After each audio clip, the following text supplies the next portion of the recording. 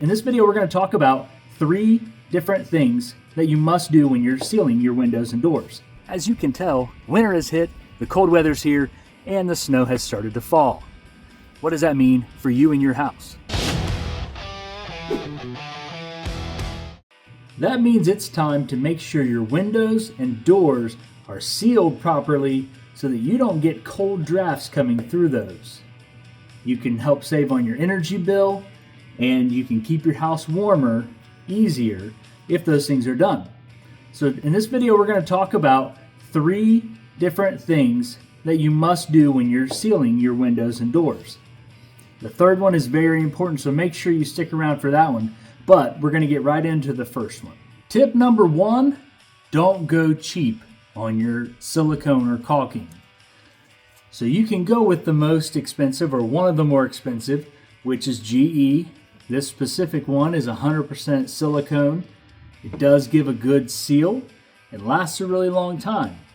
It's going to cost you probably the most out of all of them if you're going to a Lowe's or a Menards. Then you've got DAP. DAP is a good brand. They make a lot of good products, but if you go with the cheaper low-end DAP, you're not going to get a great seal, and you're going to have to reseal it about every 1 to 2 years, which nobody wants to do. Then you can go kind of with a mid-range, which is White Lightning. This is what I'm going to be going with. One reason, it's already open, I've already used it, so it's already ready to go. The second reason is it is a good silicone, a good sealant. It does go on fairly easy, and it gives a good seal, and it does last a long time. So that's what I'm going to go with today. A little bit of extra advice: get a nice caulking gun. This is a JES Innovations M26S. It's a pretty nice one. It's got the swivel, so you don't have to worry about where your tube is. You can always swivel it. It has the retracting throw here that when you let loose, it automatically pulls back a little bit so that you don't ooze extra silicone out. It's just a nicer gun. It makes the job a lot easier.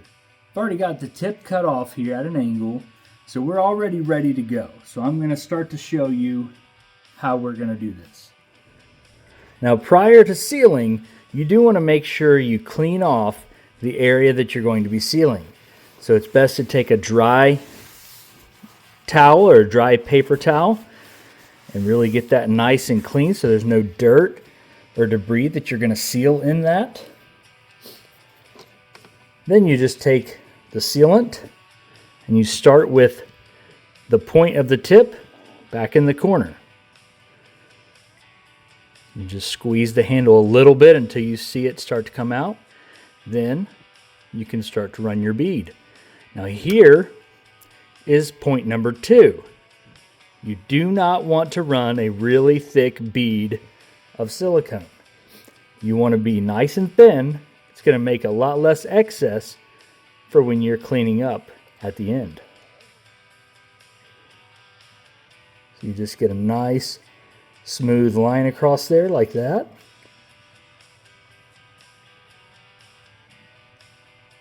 Now, as you can see in the corner here, we've got a little bit of buildup, and then it smooths out pretty well. There are tools you can use. This is one of them, where you can use that to get in the corner, and you can smooth that silicone out down the line. Now, we've got a really good bead ran here, so I don't want to mess the rest of this up just to try to fix that corner.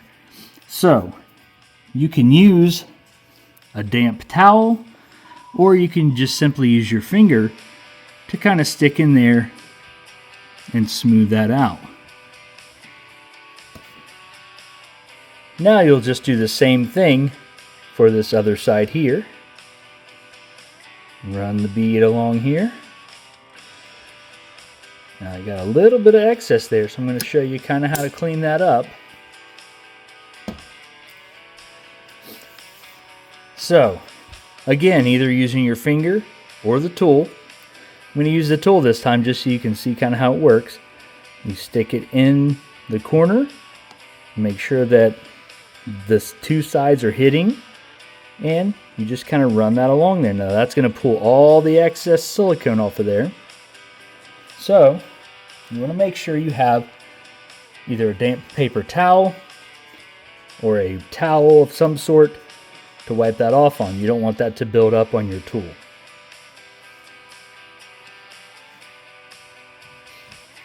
And then you just come here, kind of clean this up here.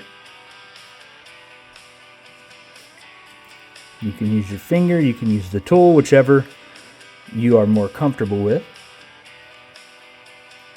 Then we're going to go ahead and start at the bottom and work our way up to seal the side here. Again, use the tool to just smooth that out. Now we've got that corner all nice and neat. Everything's all sealed up, and we'll move on to the next corner. Now the next corner here, you can tell there's a big gap. It runs along here, and some of the sealant is off here. So you may ask, do you want to scrape this? Do you want to clean that up at all? Yes, if there's anything loose, you definitely want to scrape that out and clean that out. Now, this is all connected and is secure. It just split down the middle. So I'm not going to scrape and cause a bigger hole and a bigger issue. I'm just going to simply clean and reseal over this and make sure we get a good seal on the top and bottom of that crack.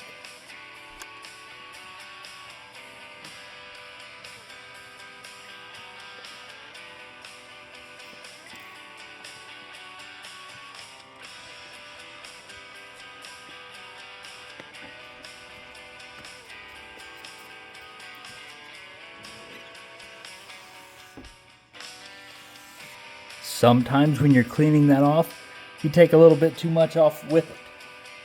So no harm in coming back, adding just a little bit more into the corner or wherever that gap is, and smoothing it back out.